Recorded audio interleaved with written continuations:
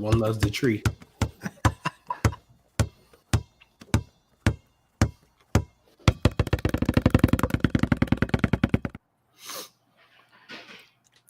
What up, what up, what up? Welcome back to Aces High Podcast. We're your hosts, Mariah and Ty. And tonight we're joined by a very special guest. We're joined by Carlin from WNBA Radio.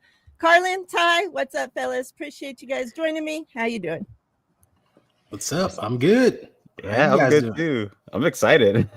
Yeah, appreciate you joining us. Glad we could finally make this work. Before we get, into any actual WNBA talk, why don't you kind of tell the people, Carlin, like what you do, not like actual work, but as far as, as WNBA radio goes, I know, your reviews, talk about that a little bit and where the people can find you. Okay, yeah. So my name is Carlin. I guess found WNBA Radio, which was basically just like on Spaces on Twitter, where we just talk about WNBA from players to teams, coaches, basically everything from the gossip to X's and O's. And I have a lot of fun doing it. Made a lot of great bonds with people. Then I also have a YouTube channel where I do movie and TV reviews, basically on just anything that I'm passionate about in terms of like any genre that I watch and stuff like that. I also have a podcast that's very similar to my YouTube channel, which is called Starfighter Full Movie Podcast, a podcast where I watch movies that I have little to no interest about, and I watch them so I can find an appreciation for them and understand why people love movies that I just never cared for. That's awesome. Because a lot of people, they'll, could do the reviews and stuff, but a lot of people won't sit down and actually watch movies that, normally they would never watch, whether they're doing reviews or not. So I love that. That's pretty cool. So yeah, obviously we know the big Golden State Valkyries expansion draft just happened a few days ago. As an Aces fan, I'm very surprised, I guess, that for one, that the Aces did not, you're not trying to keep our young talent. I don't know. And she was such a favorite in Vegas. Number one jersey sales.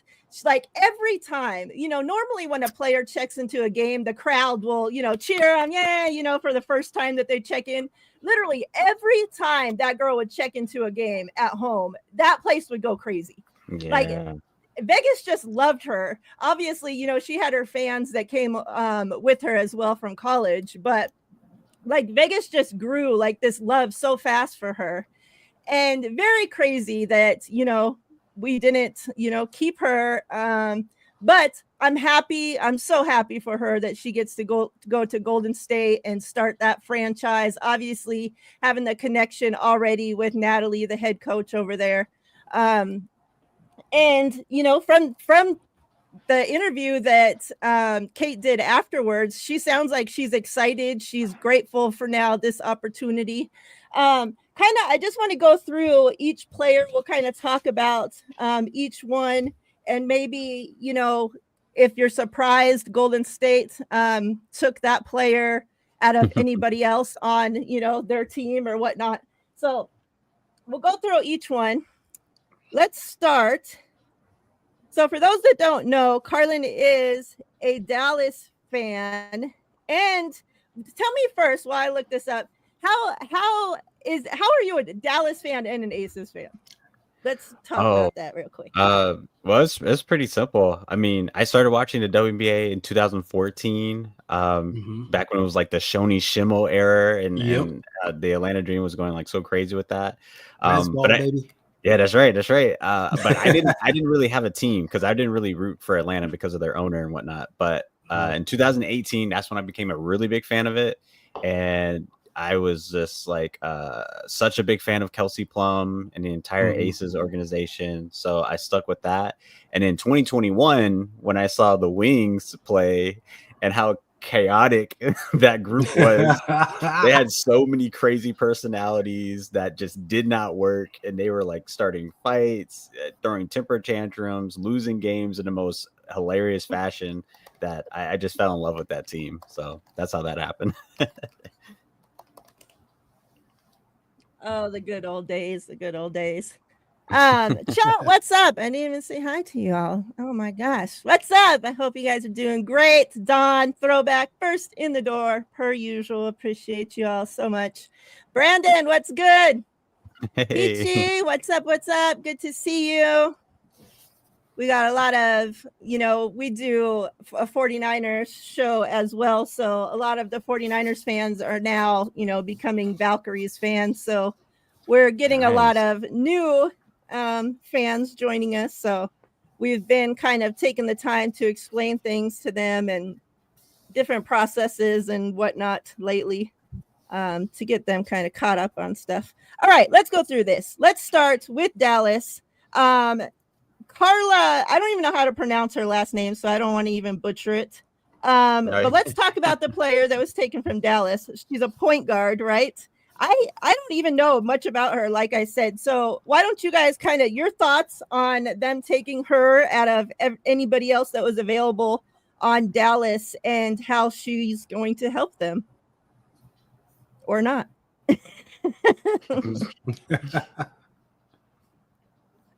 Whoever wants to start. I defer to the Wings fan. Oh, okay. Yeah, Carla. So first off, she was drafted in the first round, and it's always kind of tricky to know overseas players because she's from France and she's been playing over there in the EuroLeague. Normally when Greg Bibb does this, and Greg Bibb is our former CEO and former general manager for the Dallas Wings. Thank God he's gone. But normally when he does this, we kind of just have to trust him when he brings over overseas talent. Normally that does not go well for us because we've been trying that for the longest with a Walk career. But yeah, I mean, apparently she's good. She has good stats overseas, but she hasn't come into the league yet. So it's not really hurting the Wings per se. So I'm not really too upset about it. But Natalie Nakase did say she wanted shooters on the Valkyries, so I would imagine that's a good pick because she's definitely not having anyone in our starting five. Yeah. Thoughts, Ty? Yeah, I know a little bit about her because I follow the French team because I'm a huge Marine Johannes fan, and I see a lot of this week. There's been some NBA players shooting one-legged threes. They ain't got nothing on Marine. That's true. MJ all day. That's all I got to say about that. But I know a little bit about Carla just from following her from the French team. She can shoot. She can get hot from outside, and I know Natalie would love that. And she's just a good all-around player from what I've seen.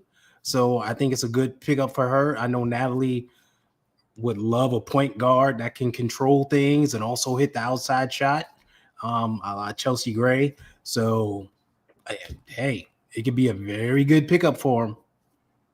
So, do we know why she hasn't joined Dallas? And do we think that she would plan to join Golden State or any ideas?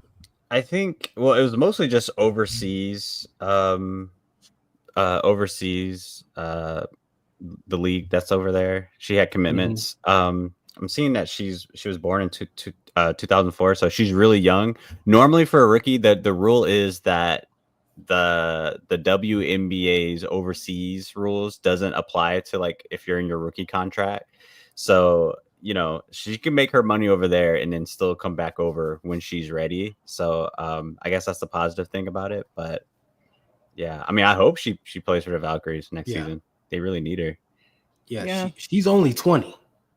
Like just turned 20 this year in 2024. So we're talking super young.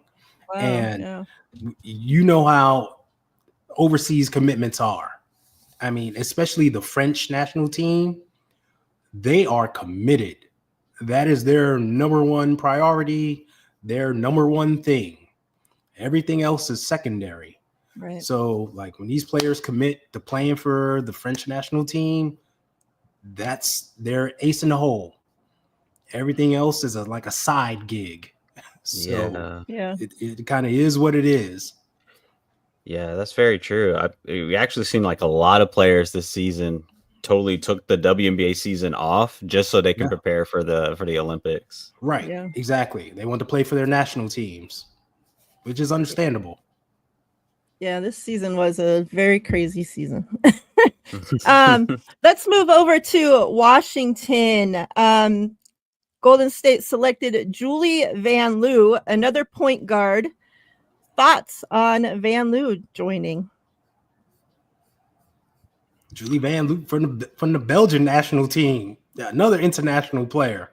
Yep. But played this first season in the W and played very well. Mhm. I mean, she's kind of an older player, so she's got like no fear. And she was out there balling. I liked her on Washington. You know, Natalie loves those gritty players. She's kind of like a gritty player herself, right? So I thought this was a good pickup. Yeah.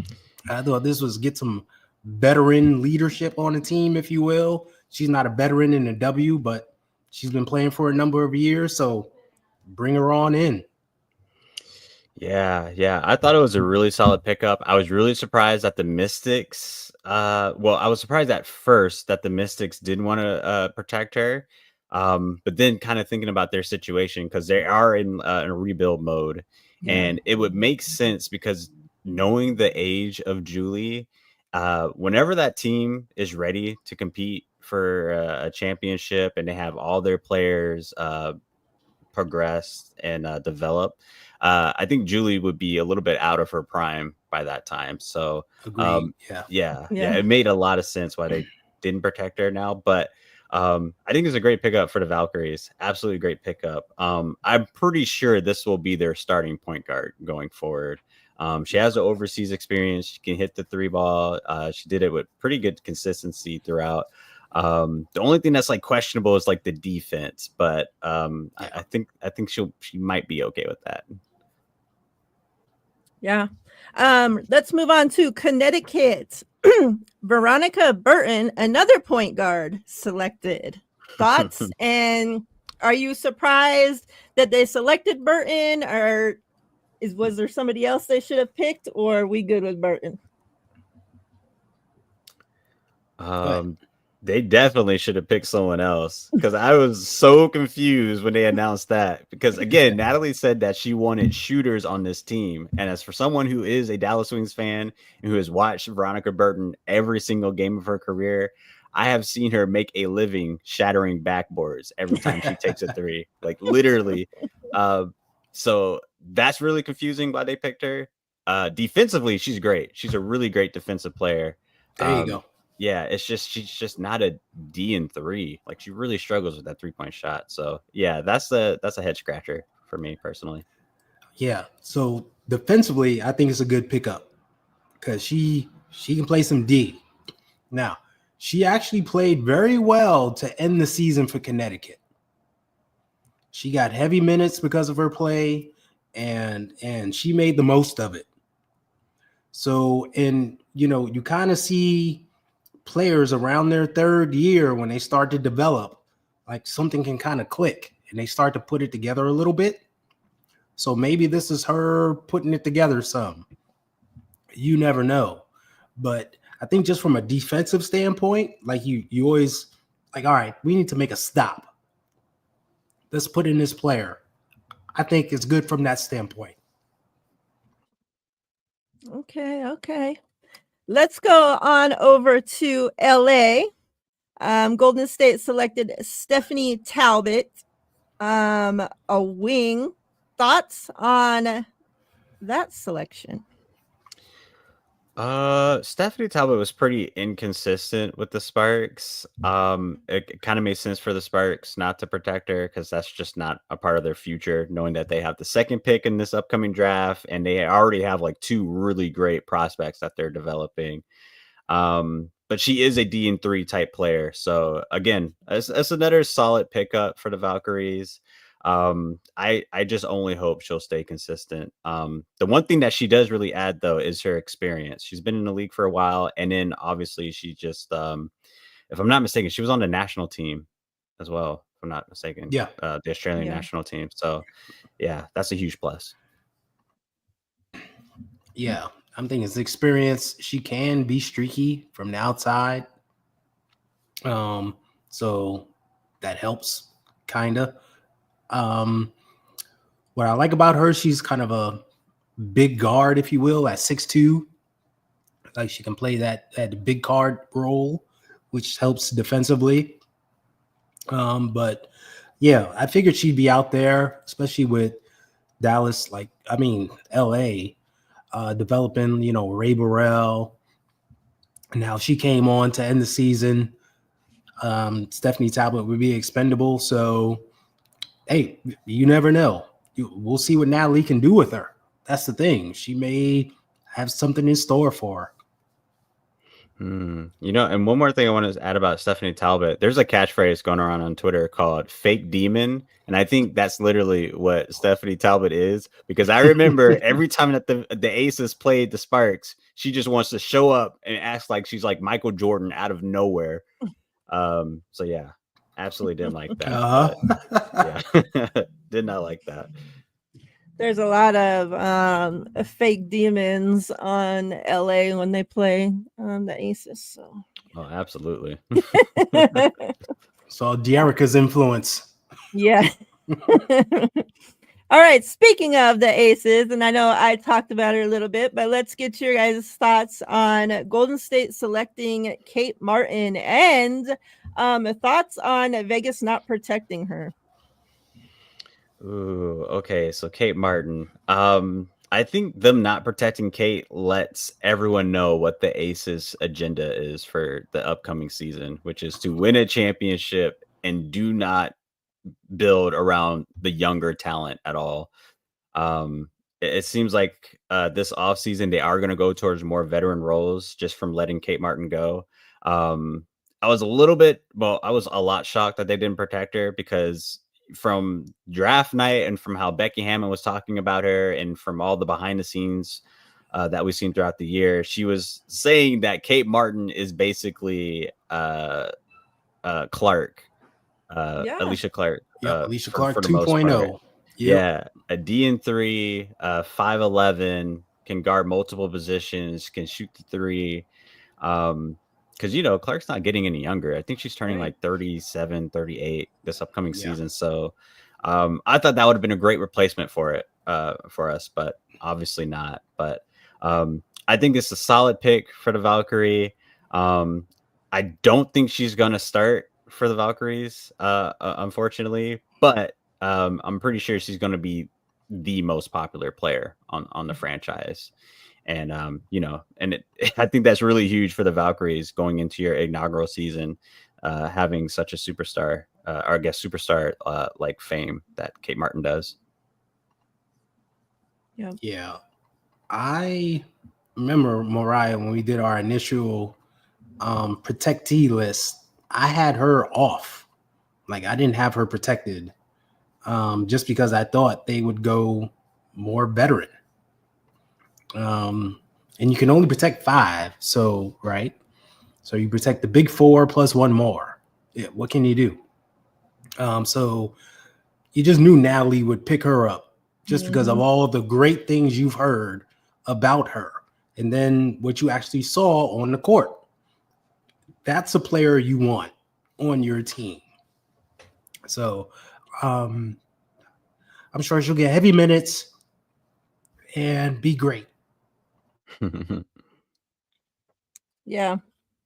Natalie had said in her press conference after that she had grown a really close relationship with Kate. So yeah, I'm not surprised that she was selected if Vegas wasn't going to protect her. And, we had spent a lot of time talking about how I thought Alicia Clark would have made a great choice for Golden State.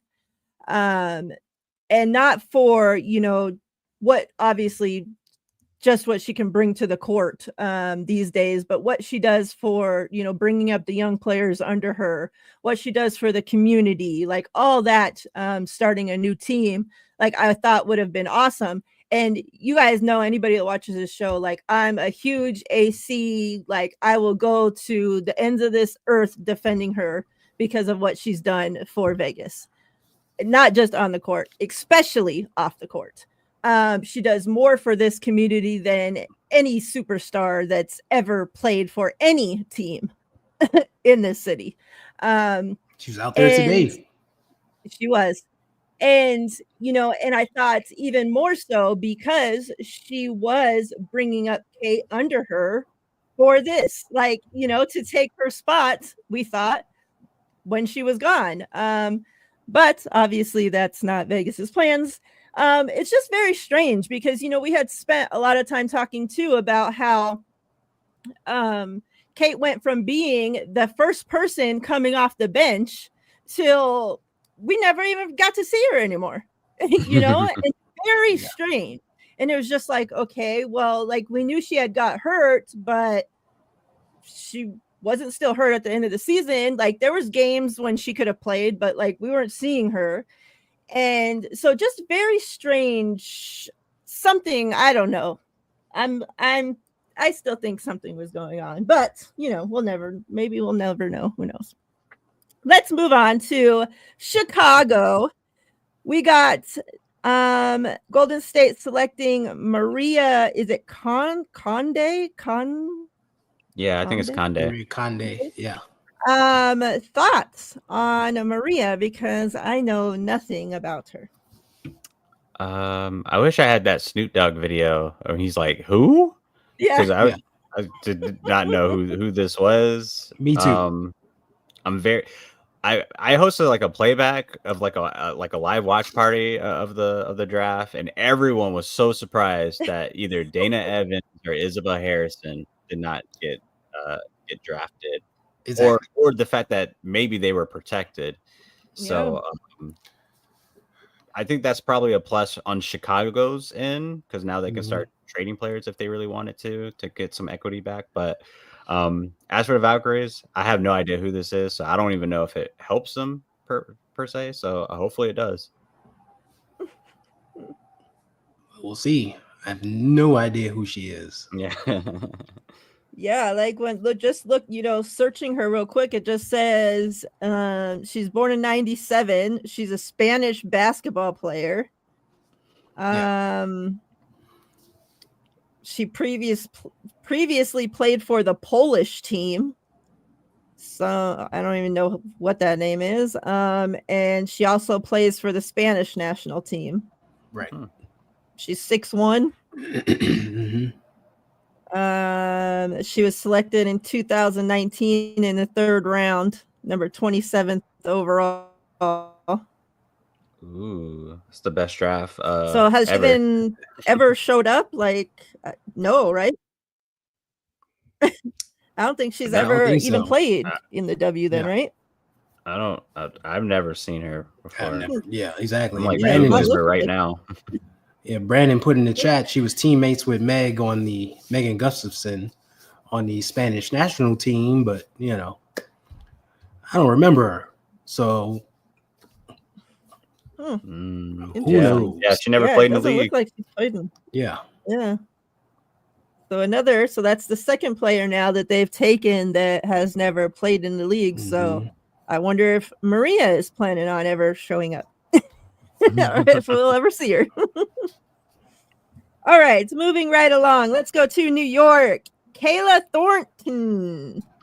Thoughts? Are we surprised New York didn't protect her? Are we surprised Golden State picked her? Or we think this is a good pick? Thoughts? This is the best pick out of the entire draft. I think everyone knows this is probably the most predictable pick because Kayla Thornton is just such an amazing two-way player, such a great bench player for the Liberty. She is the heart and soul of that championship team. If you watch her from the Liberty's social media and how much she makes people laugh, how much they listen to her voice whenever she's speaking in the huddles and stuff like that. And as a Wings fan, I can say she is the second greatest Wings player of all time, behind Enrique. But she's just absolutely incredible. I look forward to watching her play in Golden State this upcoming season. And yeah, they got a really great player. Really great player. Not surprised she wasn't protected because of everything that New York has, but great pickup. KT is awesome with the Wings, awesome with the Liberty. She just can do it all and hustles, right? She's just a player.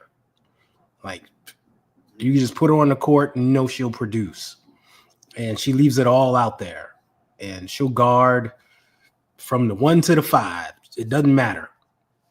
So this is a great pickup. You know, she'll be an instant starter and do great things there.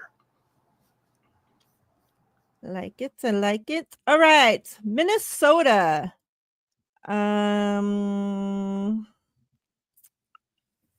don't know. I have no idea how to say that name. So it's Cecilia Zandalicini. Zandalicini. Oh, okay. So pretty much just spelling it out right. Exactly how it looks. Zandalicini. All right. So thoughts on Zandalicini going to Golden State? Out of how Natalie said she wants to build this roster, Zandalicini is probably the best fit that she's looking for. She is one of the best 3-point shooters in the league. I think she averaged somewhere like, if not 50%, very close to 50% throughout the entire season.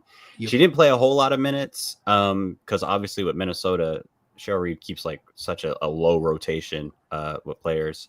But she's really good, you know, a D&3 type player, has great size. I think she's a solid pickup. Looking forward to see what she's going to do at more minutes. I think the only thing that's kind of questionable, and again, I'm not sure what her role is going to be per se, but I wonder if she's going to be one of the leaders for this Valkyries team, because everyone keeps talking about like who's going to be like the designated point guard or scorer or rebounder, stuff like that, best defensive player. But I'm looking at this roster, I'm thinking like who's going to be like that leader, and maybe Zandalicini can be that. I mean, her team went to the finals. She's been coached by one of the best coaches of all time. She definitely has the experience to do so. Yeah, I think it's a good pickup. Good shooter, can play that point forward role, right? And she's just big. And like guards are getting bigger in this league, you know, bigger and stronger. So if you can have somebody out there who's 6'2" with some good size, I think it helps, right? So she can definitely jack it up from 3 with ease. I mean, they go in like swish. So I think it's a good pickup. And looking at the offense like Natalie may put in place, she can be a heavy part of it. All right. Phoenix. They picked up Mo Billings. Thoughts on Mo joining Golden State? I love Mo Billings. I absolutely love Mo Billings. I low-key have like the biggest crush on her too from watching her play in Atlanta when I go to the games. Absolutely beautiful, absolutely athletic. She's such a great rebounder, good defender. When the Dallas Wings picked her up, we had her on like this weird contract, which was basically just for like injury reserve kind of thing. She was playing the best basketball of her entire career, the best basketball. Almost had a triple-double in one of the games. Great rebounding, great scoring. Yeah, all in all, she's a really good player. She just needs to not be so one-dimensional, because sometimes she can just only focus on the defensive side of the ball. She needs to work on her mid-range shot, and she doesn't really have a 3-point shot like that. But she's definitely a starter on this team. Absolutely, I can see her starting at the 4 position. But yeah, love Monique Billings. Love it. Monique Billings is one of those people who you see a team pick them up somewhere during the year, and then you're like, how in the hell was she not on the roster from day one? That was me last season for sure. That's Monique Billings, right? Seems to happen every year. She's that good. Like, and like Carlin said, she had a great year this year. Came in, and you wouldn't even know she just came in. Yeah. The way she was playing, she was awesome. So I'm loving this. I'm hoping this is her temporary home, and like she continues to get better. So yeah, and I can see her being a starter from day one as well. I like it. All right. Let's go Indy. I know a lot of people were kind of confused that they didn't protect and it's Timmy, right? So I just would pull up any post. It didn't even have to be about her specifically.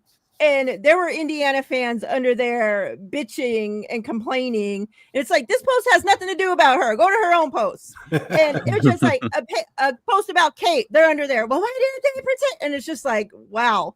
So this seems to be a big uproar. Your guys' thoughts on Timmy joining Golden State? Well, first off, shout out to Fever fans because they're absolutely hilarious to see them crash out over every little thing about their players, about Clark, about everything. Now, I will say, I think Timmy was probably out of everyone on the roster, I think she complimented Clark the most for being such a versatile big that can like run the floor better than anyone on the team. So I think probably that's why the fans are a little bit confused why she wasn't protected to kind of build on, because she's not that old. She's still pretty young.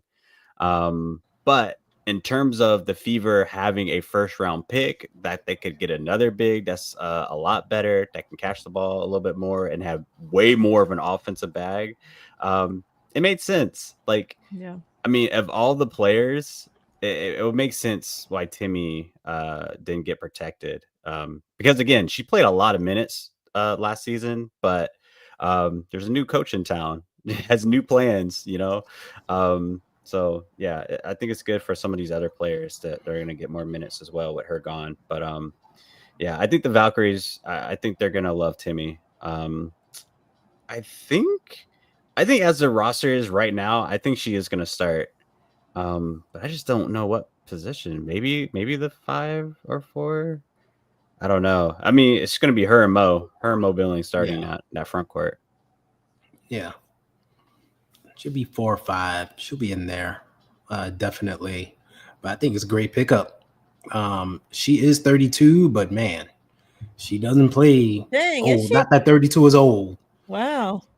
Now that 32 is old, but the way she runs the floor, you would think she's 22 because she gets out and sprints and she's just full throttle, and she has a knack for it of filling the lane and finishing at the rim.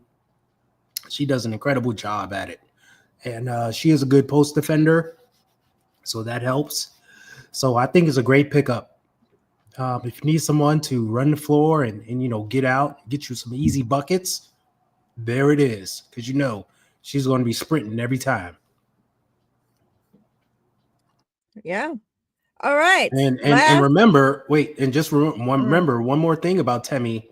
When she came in, she was used to being a starter this season, but she was going on the bench.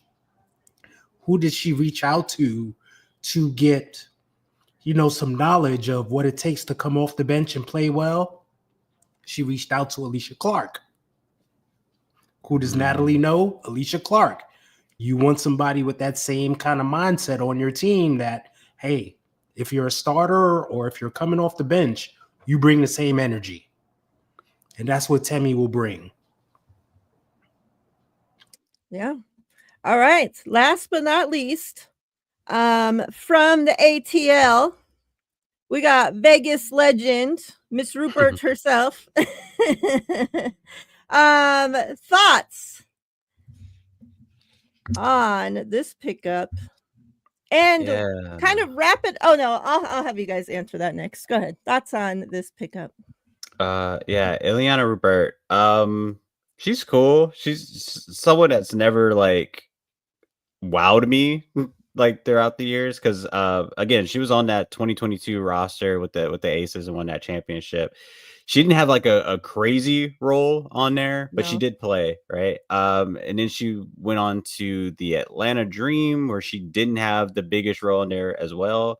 And then most recently we saw her play in the Olympics for Team France, which she didn't have too crazy of a role for that one either. um or at least not that I've noticed. Sometimes it's hard to notice her out there, but Yeah. again, but how Natalie wants to build this team, 3-point shot pace.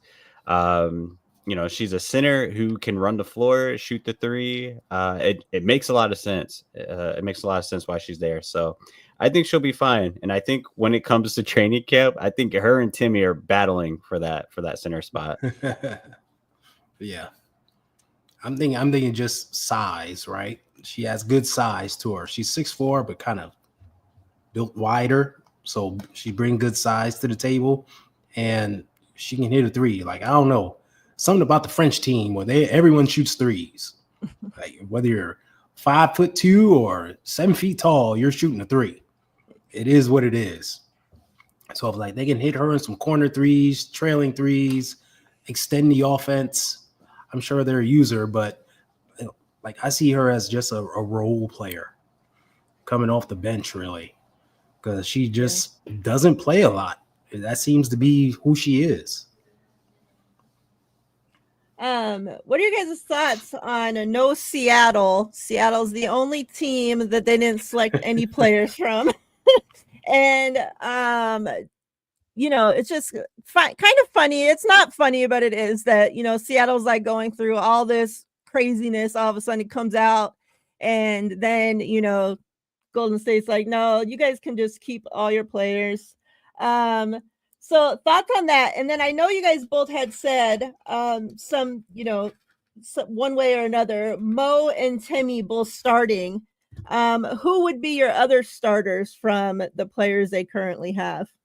And obviously, maybe, probably this person they select at number 5 would be starting, whoever that'll be. So as for Seattle, it's hilarious. I think it's absolutely hilarious they didn't select anyone. I think they looked at the roster and saw what everyone else saw throughout the season, and it's like they looked at Victoria Vivian's and said, "You know what? We're okay on that. We're just gonna just pass this team because their bench was god awful that season. Just absolutely terrible. So Seattle has a lot to figure out, both front office and their roster. And as for potential starters for the Valkyries, I think I mentioned it in my group chat earlier today because again, people were like commenting under my like Chicago Sky post on like who they could get, and I was thinking like, hey, y'all need guards, but Odyssey Sims would be a great pickup. But unfortunately for y'all, the Valkyrie have like first dibs in free agency, so everyone's gonna be looking at Odyssey Sims, and I know she can fit pretty good with the Valkyries because she's a 3-level scorer, a complete veteran, has won a championship before, has been on really good teams, very coachable. So I think she can definitely be a starter for the Valkyries, let alone just any team. I like that. Yeah, I think with so much turmoil in Seattle and everything they got going on, it was like, like we're going to stay away from that just a little bit. I did think though, with the way like Carlin kept saying, the construction of the team or what Natalie wants to do, maybe a player like Sammy Wickham could fit in. I thought that too. Right? Yeah, exactly.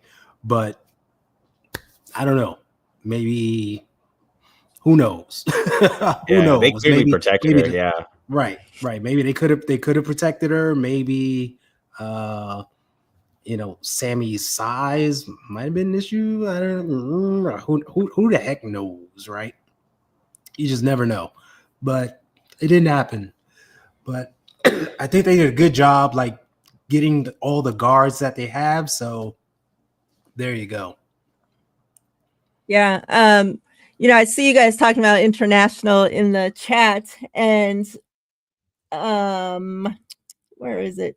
Oh yeah, they had said in the press conference today that they're trying to get this to stick, international flavor of the Bay when it comes to the Valkyries. That's what Natalie said. Her and the GM when they were doing their conference, they said that that's their new saying, international flavor of the Bay. So I thought that's pretty catchy. I think that'll stick because especially the Bay, like there are a lot of different people from all different parts, so I think that could be something that sticks. All right, yeah, they're going to be competing with the Liberty because everyone always calls the Liberty the United Nations because they have like a lot of people from just different countries throughout there. Yeah, from China, French, American. To I mean to Germany to just all over everybody. The place. Shout out to Hanju. Yeah, I miss her.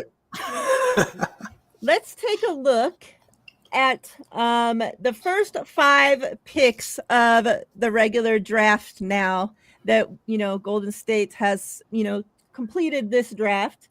Carlin, who this one right here, Ty, he been arguing with me. He doesn't think, Paige is going to go number 1. So, that's do you think, that you guys draft Paige? Do you think you guys draft and trade her? Do you draft and keep her? And then kind of tell me, who do you think? Talk to me about the first 5 picks. Yeah. Okay. So to understand the Dallas Wings situation, we haven't had a competent point guard since Skylar Diggins left. And that was like roughly 2018, possibly. Man, been that long? Wow. And honestly, 2017, because she didn't even play that 2018 season, if I'm not mistaken.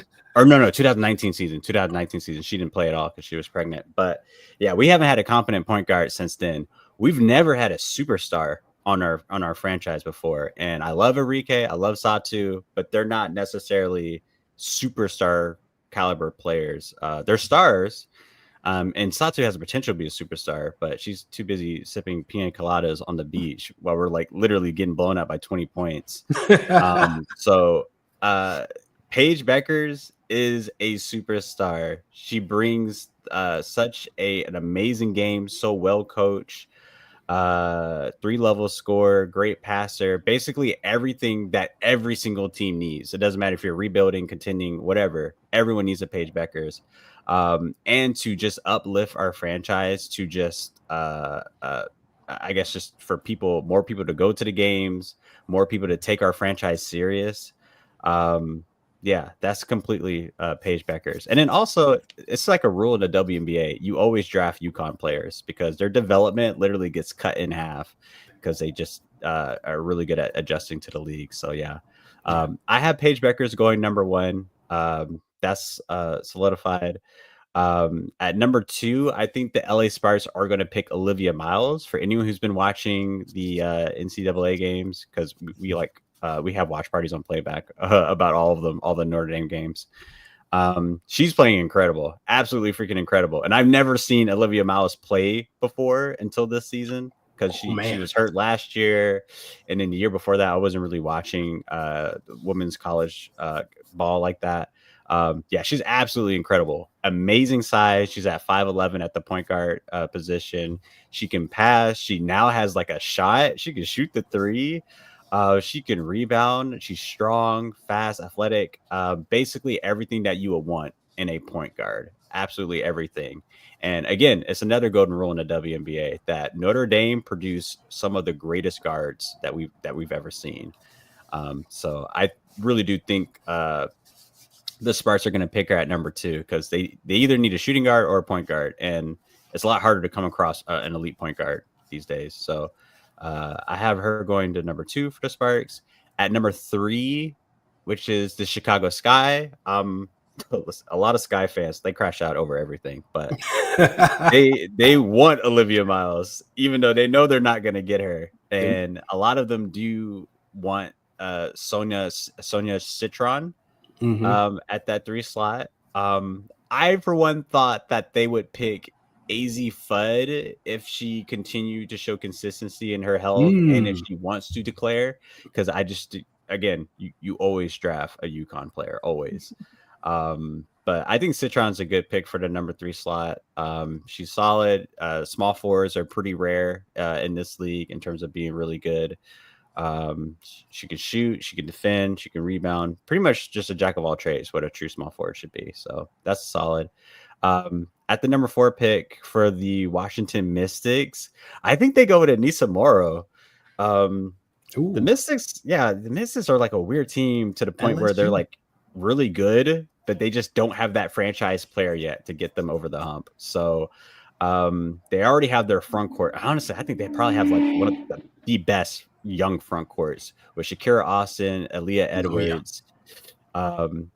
With Julie gone, and we're gonna see maybe Jade Melvin maybe get that starting spot at the point guard position. I mean, we'll see who else they pick at number 6 because I think it's Georgia Amore, but Anissa Morrow at that 3 position is what they need. I think that's going to be really freaking solid for them.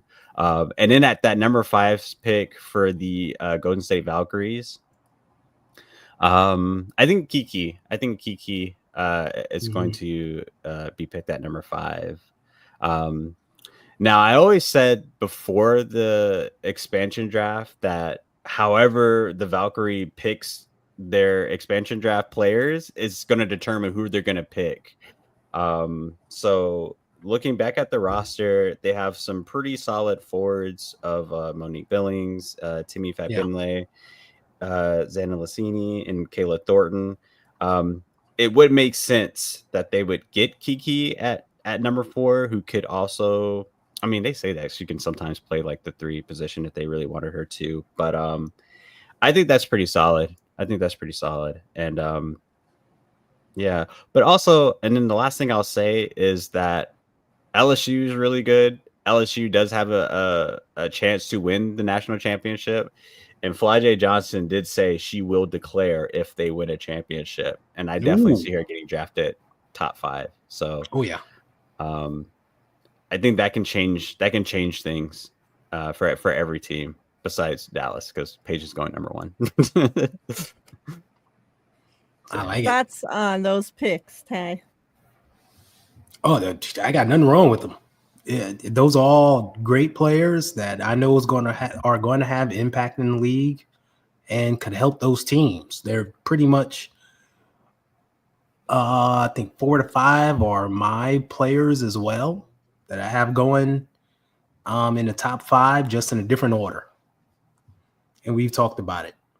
So I've said that Dallas is going to go out and get Olivia Miles first pick. Just because they need a solid point guard, right? That could set everything up, set Enrique up, set the bigs up, get them going. She's it. And she's a baller. And she's a true point guard, right? And she's developing her shot. I'm telling you, Olivia's the truth, as you've seen. So, plus, there's something about, you mentioned it, Notre Dame guards. I mean, them and UConn, they produce some guards, man. And you get them Notre Dame guards together, some magic can happen. You know, it doesn't matter like if one is from 8 years ago and one is just coming in as a rookie, it's just something about them. They know how to play. So good things can happen there. So with that, I got Paige going to LA. That's just a no-brainer. You put her on LA, superstars, you know, all the stars come out. She just fits it. You know, you match her up with Cameron Brink and Ray Burrell and what's my other girl? Rakia. Rakia Jackson. Thank you very much. Rakia, I mean, that's an all-star cast right there. And young Lee Rue, I love her too. I mean, and can't forget the Erica, right? The mama of the team. I think that'd be a great crew for them. Who would I have going 3? Oh, Chicago. Yeah. So they need a point guard who can shoot. So for that, I'm thinking they draft Tahiti Pow Pow from South Carolina, who, is not flashy, not big, but she can shoot. You hit her for an open three, she can knock it down. And that was one of the big things they were missing last year. So if they could get like Kennedy Carter back, doing her Allen Iverson thing, slashing to the rim, hitting the mid-range, her from the outside, and two bigs down low, I think they'll be a formidable bunch putting it together. Washington, I got them taking Kiki from USC. Shakira's injury history kind of bothers me. So I think you need another like forward big down there to help out. You just never know. And Golden State, for what Natalie wants to do, I can see Sonia Cintron fitting in there. I mean, you hit the nail on the head. Like, she can do it all. Like, if you ask her to go out and defend for a game, she'll go out and defend and won't even worry about her offense. But offensively, she can go out and get you 20 points with ease. I mean, she can shoot. And she does all the little things that you want in a player to do. So that would be my top 5. Someone in the comments said that they should trade Thornton for Plum and then also obtain Johannes. I can tell you right now, the Valkyries would average about 200 field goal attempts a game. Yeah. Wait, but Kelsey Plum jacking it up and Marine jacking it up? Yeah. Not a lick of defense will be played whatsoever. No. Nope. But I'd be more than happy for anybody to trade for Plum. She's up for sale to the lowest bidder. All right. Talk to me about Satu. Why are you out on Satu? Is it just because she's, out sipping margaritas instead of helping you guys, or it's funny, people ask me this all the time. Even somebody on like the WNBA radio spaces was like, why do you hate Satu so much? Why are you always on Satu's case and stuff like that? And then they're like, look at her stats last year, they're so great, right? And then they keep looking at the stats from the year before, and then the year before that, and then the year before that. They're like, why hasn't she played? Literally has played 41% of the games her entire career, if not less. Listen, everyone knows Satu Sabli is a unicorn. She has that nickname for a reason. She is a top 5 player when healthy. Like, she's that freaking good. She can do anything out there on the court. The main problem is the best ability is availability, and she's not there for her team, and her leadership's also in question either, because throughout most of the season, or not most of the season, throughout the entire season, from the Dallas Wings, were going through a huge rough patch. We were going through injuries. We were losing games by 20 points. Our coach was going through it. There were rumors about firing, not just the coach, but the front office. And then Tier McCowan getting freaking technicals out of nowhere. A lot of doubts were happening in that locker room and just throughout the bench. And Satu was nowhere to be found because of a so-called quote unquote shoulder injury. It's like the weirdest thing, because like the doctor said that she could not travel because of this injury. And I'm like, all right, I'm not a doctor, so I'm not going to question it. She can't travel. But then I had somebody message me, somebody who's who works for like the radio show for the Vegas Aces, and told me that she's at the games. Like, she shows up at home games for the Aces. And I'm just like, how does she show up at home games for the Aces when she's not supposed to travel? The craziest Mariah thing. knows. Yeah, it's absolutely the craziest thing. Again, Satu's an incredible basketball player. She's an incredible human being, because she has like amazing stories with certain Dallas fans, especially in my Dallas group chat, that she has of helping people and throughout her community and stuff like that. But as just a leader and as a player for the Dallas Wings, I'm personally just sick and tired of her. I think we can just do better off without her. She has been a draft bust thus far because the definition of a draft bust is the expectations that you have for a player since they're drafted, not what they have done. And she has just done far less, way far less. So yeah, she can skedaddle for all I care. But I love Satu. I hear that. Yeah. And it's frustrating. Like, I get it, like being a fan of a team and like you drafted this person, regardless of sports.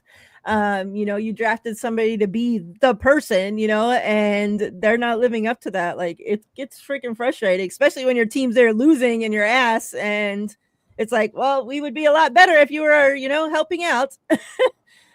So yeah, I definitely get that. All right. Looking forward, obviously you guys have the number 1 pick. We just talked about drafting Paige. Talk to me about what you see from Dallas. Let's go in the next 5 years. Ooh, next 5 years. Honestly, I see them being title contenders by 2026. I think the team is that close. And then even regardless, because again, my thoughts on Satu is like we can just trade her for like anything or just better pieces. But it is more than likely she's probably gonna stay, even though like I hate that she's playing an unrivaled. Like I just don't want her to play overseas and stuff like that. We just need to be the Liberty at this point and just start paying people under the table in their little contracts and saying do not play overseas at all to not have any injuries. But yeah, as for Dallas, I think 2026 we will have a complete roster. We will be championship contenders, absolutely, because I think that's the beauty of this number 1 pick and Paige Beckers as a player. She is making us better, but she's just adding to what we already have. We already have one of the greatest scorers in the WNBA with Arike Ogunbowale. Sure. We already have a top 5 player when healthy, Satu Sabally. We already I kind of want to walk away from McCowan. I think her attitude is just too much at this point, and she's just shown that she's a bit immature. I'm willing to let Kalani Brown have that starting position now because she's still under contract with us. So with Kalani Brown still a 6'7", 6'8" center, down low in the paint, I think we would do fine. We just have to find a power forward, which, again, I don't think we're going to find anything great this upcoming offseason because the free agency is not that really talented. But for the upcoming years, I think we'll be fine finding somebody. Once players and franchises see that we've completely turned our franchise around and that we can get back to winning basketball, I think and then especially in 2026, we get all of our facilities. We move into a whole new arena. That's right. Yes. And then a lot of people don't even realize that the Dallas Wings are the most valuable franchise in the entire WNBA because they're worth like $260 million, which is like way more than the Liberty and the Aces. So I think once we get back to winning basketball, I think players, coaches, franchises, they're going to see that we're going to be a hot commodity and players want to come to Dallas to play because we also have a really big market down here. Yeah. Yeah. Man, I'm very, very interested to see what happens with Satu because why, if their team is willing to, keep you there, right? Why would you as a player not want to stay and be able to play alongside Paige? Like, well, even just Arike. Like, I mean, but is a superstar right now. She's been passing up playing with Arike. So yeah, Arike gets a lot of bad PR. Like, I don't know how she has like the worst PR in the WNBA when literally everyone else shot chucks. Like Kelsey Plum shot chucks, Jewel Lloyd shot chucks, Skylar Diggins shot chucks. Like literally everyone does that. But yeah, we have like a great team. So, and we have some really good up and coming players. I think Maddie Zegras is going to be such a great freaking piece for us for the future going forward. And shout out to Maddie Zegras because she was just announced for the 3-on-3 Olympic team. Yep. Or I should say just Team USA. So yeah. And then I love Lou Lopez too. I got to throw that out there. I like Dallas's roster. I like your guys' roster. It was just decimated by injury this year. It's like player after player after player just kept going down, right? I mean, it started in preseason. Remember, young Jaylen Brown just came out of nowhere, and she was looking like, oh my gosh, Yeah, where's she been all our lives? yeah, that was a weird situation because Jalen Yeah, at first had like a broken nose or something like right, that, which was exactly. real at the time. But then when she was healthy, and then we saw like Monique Billings literally go like Super Saiyan level 3 out of Exactly. nowhere. We It's like were it literally stayed just broken. we literally just made up injuries for her just to stay Right. out of the lineup so we can keep Monique Billings. Yeah, For the longest, her stat report was she has a flu, and she Oh exactly. was my literally God. just next to us on the bench, like Yeah, she was just there. just Yeah, contaminating everybody. So like, we just yeah, didn't care. So unfortunately, I don't think she's going to be back for us next season. yeah. I don't think so either. But the injuries just kept going on. Like Maddie had a good game, then she would get injured, Yeah. and then this person would get injured. The injuries just kept going. It was the wildest season ever. But the core of the roster, I think, is very good. And if you could just add on to that, and like if a young JC Sheldon, who I like her a lot. She just hellish on defense. She gives it her all. And if she can continue to improve, can be a good role player for you. Like the sky is kind of the limit there. Mm-hmm. Yeah, absolutely. And then the most important thing about the Dallas Wings too is our front office. We have celebrated. Greg Bibb is out of there. I mean, he's still the CEO because he like freaking owns the team or whatever, but he's no longer the general manager. Mhm. We no longer have to endure his horrible draft picks, his horrible lineup changes, because he was controlling every single coach that came into our franchise, every Oh single one. wow. Yeah, we got Kurt Miller, who I think is historically one of the league's greatest developing coaches of all Yeah, time. we He's talked been a about that. GM and a head Yeah. coach for the longest. Yeah, I think he's going to do great things. I think he's going to do great things under us. Yeah, All we right, talked about last Kurt being a good pickup just because he knows how to assemble talent and put together a roster. Absolutely. So Yeah. yeah. last thing before we get out of here. I wanted to talk about, this player. She's making headlines right now. But when I looked her up, she's been doing this for years and years. Since I found it going as far back to her being in 8th grade doing this. And that's Ashlyn Watkins. She's 6'3", and she plays for South Carolina, and she's been dunking like, and I was watching the clips, and she just does it like nothing. And like I'm watching it, and like you see the whole place like erupts, right? Mhm. And I'm thinking like, and I always talk about with my wife, and like a lot of people when asked why they don't watch the WNBA, it's always, oh, it's not exciting enough. They don't dunk. Always top things. Not exciting enough. They don't dunk. And it's just like these women are tall enough. Like they're athletic enough. Like what stops them from dunking? Like I know for damn well Asia could be out there fucking dunking. Mhm. And like you got this girl in college out there dunking, and the place is going crazy, and I just keep going back to like, why are they not doing this? Like I can't wait. Like I hope this girl makes it into the W just so she can be out there dunking, and then maybe it starts catching on and they start doing a little bit more, because now we don't have like Brittany don't do it anymore. It's like nothing. Like we get none. What are your thoughts on just the WNBA and like why they don't dunk? Well, you hit the nail on the head there when you said that Brittany doesn't dunk anymore. Brittany doesn't do a lot of things anymore. She doesn't even Yeah. rebound anymore, We unfortunately. talked But about that. She's like my She- worst enemy in the Like, W. I yeah, swear. yeah. yeah, she doesn't do that anymore. Yeah. As for players who don't like, why don't they dunk? I think it's just to conserve energy. You know, I think whenever I try to explain like women's basketball to a lot of people, the game is played so much different, like such slower pace and so much tactical to the point where it's almost a completely different sport than like just men's basketball in a sense. These ladies can dunk. I mean, we've seen pictures of Asia dunking literally in the Aces facility. We've seen Stewie dunking at USA practice. I mean, I've seen Han Shu dunk literally in Liberty pre-games. Yep. I honestly think it's just like an energy preserver. And then also the team, I don't know if like the coaches and like the team system allows them to do that because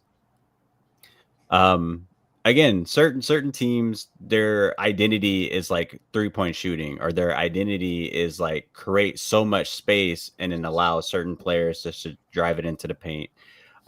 So yeah, I think that's mostly what it is. But yeah, I mean, shout out to Ashley Watkins. She is an exciting player. I mean, South Carolina. I mean, the house that Don Staley built, she develops forwards. She really does develop forwards. Yeah. And I don't think I have a question. She'll definitely be in the WNBA. But we'll see what team she'll be on, and then what her development's like. Yeah, I think it's just more opportunity. I don't think they get the opportunity to dunk much because they have to do it more on a breakaway, right? Like if you saw Ashton Watkins, she got in a steal and she got a breakaway in the open court, so she was able to go up and do it. You know, you see a lot of players in the past who have dunked. That's the same way they've done it. So it's just more opportunity to do it. It's not a thing of can they do it, because there's a lot of players that can. I mean, you saw Ashton Watkins do it.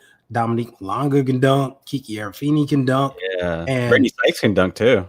Brittany can dunk. Yeah, she could get up.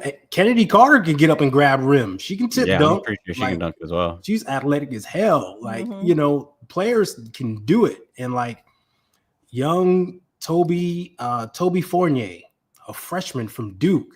I mean, she's getting up two-hand and dunking. Like this new breed of player that's coming, they are athletic as fuck. Like they can do it. It's just having the opportunity to. And as we know, the women's game has been normally played below the rim, right? And from the outside. So that's the core of it. So if they get an opportunities to do it, I'm sure they will, but they're not going to just, oh, let me get out here and try to dunk every time. It just won't happen. Well, they should. All right. Last thing before we get out of there, the giveaway. Once this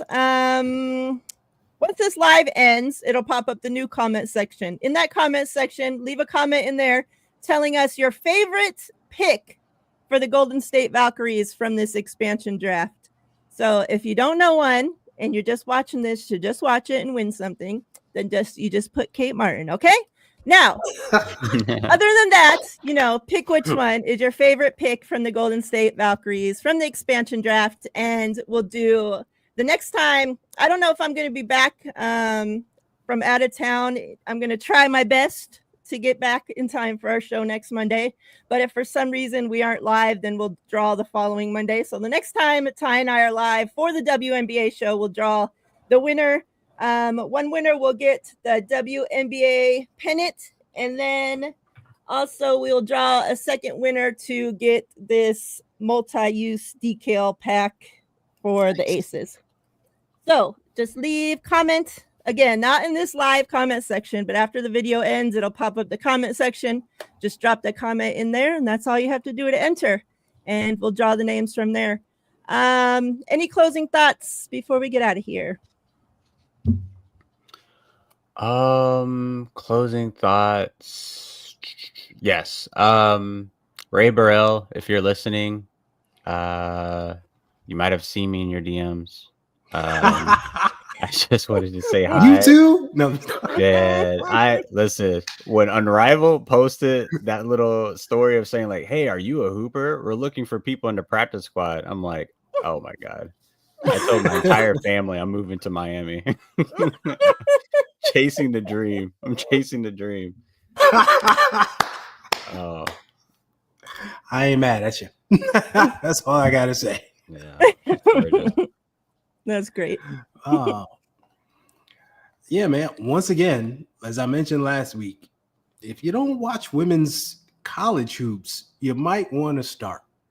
Because, man, it is some good-ish going on. I mean, it has always been good, but it's like really good. You know what I mean?